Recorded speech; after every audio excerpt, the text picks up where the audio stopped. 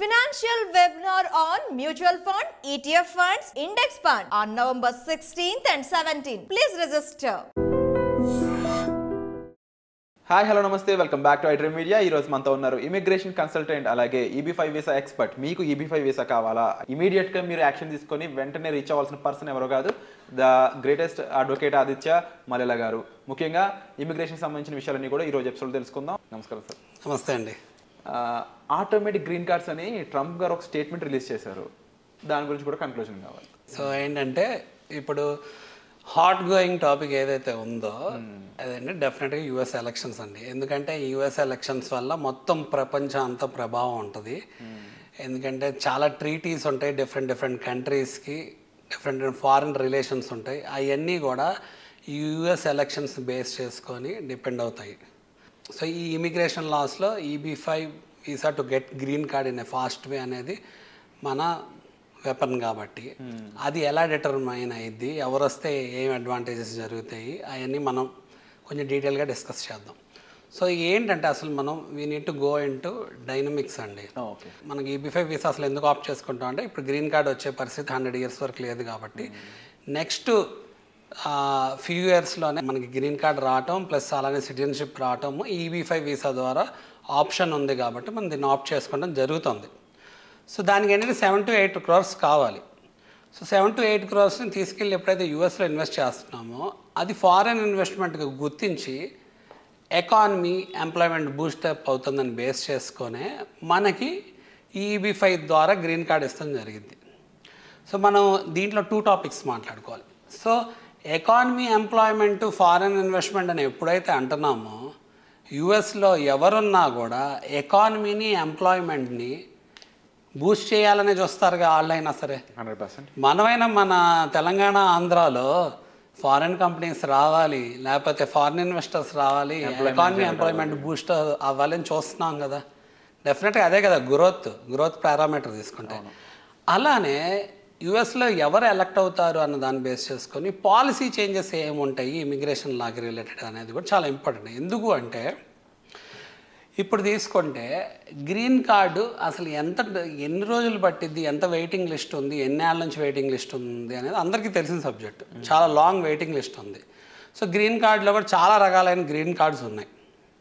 So మన వాళ్ళు education ద్వారా వర్క్ ద్వారా అప్లై చేసుకొని ఎంప్లాయర్ ఎవరైతే మనకి స్పాన్సర్ చేస్తున్నారో ఆ విధానంగా ఆప్ట్ చేసుకునే గ్రీన్ కార్డు రావాలి అంటే 100 years టైం పడుతుంది, వెయిటింగ్ లిస్ట్ ఉంటుంది. మరి దీనికి ఏం చేయాలి అంటే యుఎస్ గవర్నమెంటే దానికి పాలసీ చేంజెస్తో రావాలి. ప్రాక్టికల్గా ఎవరిని ఎలక్ట్ చేసుకుంటే ఆ పాలసీ చేంజెస్తో వస్తారు అనేది కూడా it's like a determining factor. అంతే కదా. 2 types of people ఉన్నారు సార్ ఇక్కడ. Completely 2 different kind of people అని చెప్పొచ్చు. ట్రంప్ వర్సెస్ కమలా హ్యారిస్ అన్నప్పుడు. అవునండి. ఒక పర్సన్ ఏమో నా కంట్రీ, నా దేశం, నా రక్తం అని బిలీవ్ చేసే పర్సన్ ఒకరు. అవునండి. ఇంకో పక్కన humanity, America is like big brother అందరికీ, అంటే ఫ్రెండ్లీ నేచర్ అని చెప్పే పర్సన్ ఒకరు. కానీ నిజానికి ట్రంప్ ఉన్నప్పుడు ఎటువంటి వార్స్ జరగలేదు. ట్రంప్ రైట్ లీడర్ అనే ఒక సెటన్ పీపుల్ కొంతమంది ఉన్నారు, అందులో మన ఇండియన్స్ కూడా ఉన్నారు. అవునండి. సో సమ్హౌ ఇందులో జెన్యున్గా ఒక హీరోలో నిలబడి EB5 వీసా అనేది నాకు అర్థమవుతుంది. ఎందుకంటే ఎవరు ఎలా వచ్చినా కూడా దాని పైన చేసుకుంటూ పోతుంది. అవునండి. సో దాని యొక్క డైనమిక్స్ ఏ విధంగా ఉన్నాయి? సో మనకి ఏంటంటే ఇది అంతా ఈ సబ్జెక్ట్ అనేది ఏంటంటే చాలా థింగ్స్తో ముడిపడి ఉంటుందండి. సో ఎస్పెషల్లీ ఇమిగ్రేషన్ లా అనగానే మనకి ఎలక్షన్స్లో ఎవరు గెలుస్తారు అనేది కొంత ఫారిన్ రిలేషన్స్, నెక్స్ట్ వార్స్కి రిలేటెడ్, ఈ వెపన్స్కి రిలేటెడ్, ట్రీటీస్కి రిలేటెడ్ వీళ్ళు బేస్ చేసుకుంటుంది. ఇమిగ్రేషన్ సబ్జెక్ట్ వచ్చేసి సో ఇప్పుడు అసలు యుఎస్ని తీసుకుంటే డైనమిక్స్ ఆఫ్ యుఎస్ ఏంటి, it's land of opportunities, it's land of immigrants. అంటే migrants from different places like Europe నుంచి, సౌత్ అమెరికా నుంచి, ఏషియా నుంచి ఇలా డిఫరెంట్ పీపుల్ మైగ్రేట్ అయ్యి అక్కడ యునైటెడ్ స్టేట్స్ ఆఫ్ అమెరికా అంటే ల్యాండ్ ఆఫ్ మైగ్రెంట్స్, ఇమిగ్రెంట్స్గా మారింది. సో ఇప్పుడు వచ్చే వాళ్ళు కూడా లీడర్స్ ఒక్కొక్కరికి ఒక స్టైల్ ఉంటుందండి. కొంతమంది అగ్రెసివ్గా చెప్తారు, కొంతమంది ఏమో కొన్ని థింగ్స్ స్మూత్గా హ్యాండిల్ చేస్తారు.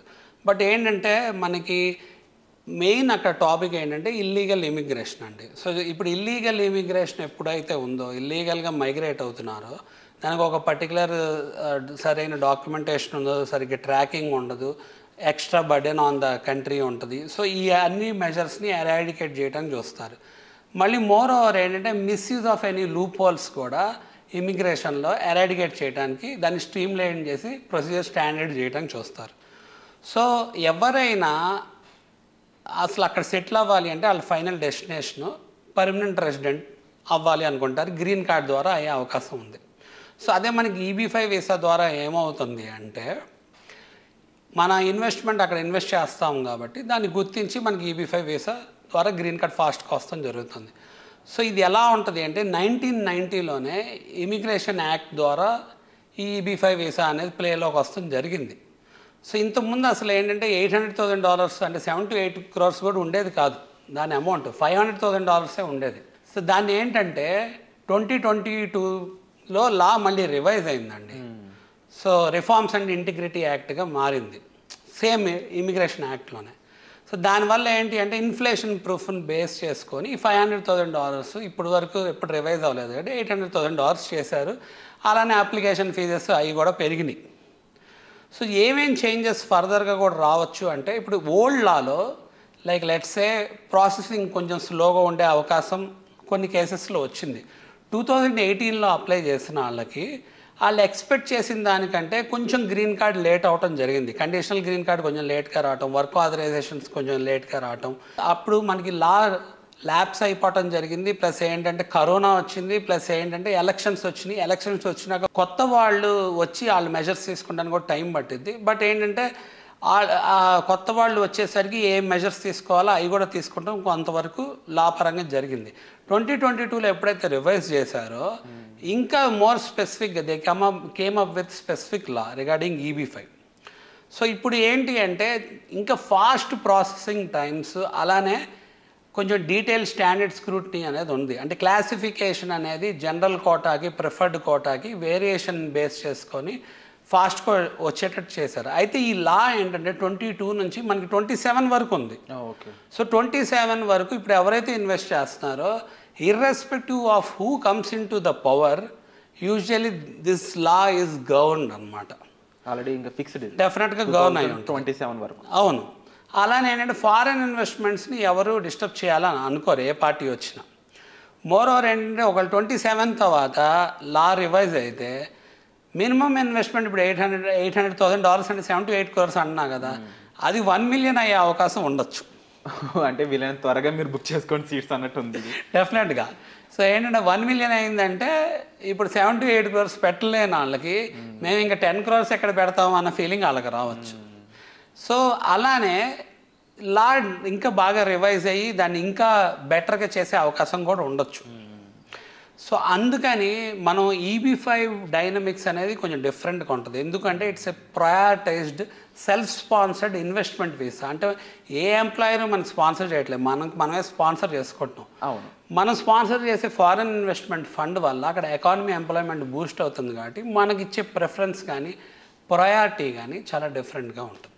Very wonderful sir. అండ్ ముఖ్యంగా నాకు ఒకటే భయం పట్టుకుంది ఇప్పుడు ఏంటి అంటే ఎవరైనా ఇమీడియట్గా వెళ్ళాలనుకుంటే మాత్రం ఇమీడియట్గా ఫండ్స్ అలొకేట్ చేసుకొని వీళ్ళని త్వరగా 2027 లోపే అడ్వాంటేజ్ అనేది తీసుకోండి. లేకపోతే ఆ తర్వాత $1 పెరిగినా ఏదైనా జరగచ్చు. బట్ $1 million అనేది ఇట్స్ లైక్ అది ఒక పీడకాలని చెప్పాలి. ఒక్కోసారి ఏంటంటే కోటా కనుక అయిపోయింది అనుకోండి, చాలు ఇప్పటి వరకు ఇచ్చింది అని కూడా అనుకోవచ్చు. అప్పుడు ఏంటంటే కోటా తగ్గించే అవకాశం ఉండొచ్చు. లేకపోతే ఎక్కువ మంది ఫైల్ చేస్తున్నారు అనుకోండి, వెయిటింగ్ లిస్ట్ పడే అవకాశం కూడా ఉంటుంది. అప్పుడు duration of getting green card కూడా పెరిగే ఛాన్స్ ఉంటుంది. చాలా ఇప్పుడున్న సిచ్యువేషన్లో చాలా ఫాస్ట్గా ఈ $800,000 అంటే 7 to 8 crores వస్తుంది కాబట్టి స్టేజెస్ వైజ్లో కూడా ఇన్వెస్ట్ చేసుకునే అవకాశం ఉంది. సో ఏంటంటే as soon as possible advantage తీసుకోవచ్చు ఎవరన్నా కావాలంటే. ఈఎంఐలు అందరికీ అలవాటే. సో అమ్మాయిల వెనకాల తిరగడం ఆపేసి ఈఎంఐలు పెట్టుకునైనా అమెరికా వెళ్ళి అక్కడ సంపాదించుకోవాలని ఎవరైనా అనుకున్నట్లయితే మాత్రం ఇమీడియట్గా డెసిషన్ తీసుకోండి. ఎందుకంటే 2027 తర్వాత లాస్ అనేవి మారబోతున్నాయి. సో అప్డేట్స్ కోసం వేసి చూస్తూనే ఉండండి. అండ్ మీకు ఇమిగ్రేషన్ సంబంధించి ఎటువంటి కన్సల్టెన్సీ కావాల్సిన వెంటనే మీరు డిస్ప్లే అవుతున్న నెంబర్స్ కాల్ చేయడం ద్వారా అడ్వకేట్ అచ్చయ్య గారిని మీరు కలవచ్చు. అండ్ మరీ ముఖ్యంగా లైఫ్ అనేది చాలా సెక్యూర్డ్గా ప్రాపర్గా ప్లాన్ చేసుకోవాలనుకున్న వాళ్ళు, ముఖ్యంగా ఈవెన్ అబ్రాడ్ వెళ్ళి సెటిల్ అవ్వాలనుకున్న వాళ్ళు, అమెరికా నుంచి ఆన్ సైట్లో కానీ లేకపోతే ఇంకో డిఫరెంట్ విధాలుగా మీరు అక్కడ బిజినెస్ పెట్టడం అని కానీ లేకపోతే ఓవరాల్గా మీ లైఫ్కి ముడిపడి ఉన్న అంశం ఇమిగ్రేషన్ అయ్యుంటే ఇమీడియట్లీ మీరు ఎటువంటి డౌట్ పెట్టుకోకుండా make use of the learning option, very important sir. And so ఈ లోన్ ఆప్షన్ మీరు అడ్వాంటేజ్గా తీసుకొని 2027 లోపే మీరు ఫైనల్ చేసుకోండి. దట్స్ వై మీరు ఈ అడ్వాంటేజ్ అనేది మీ సొంతం చేసుకోవచ్చు. Thank you so much sir. Thank you అండి.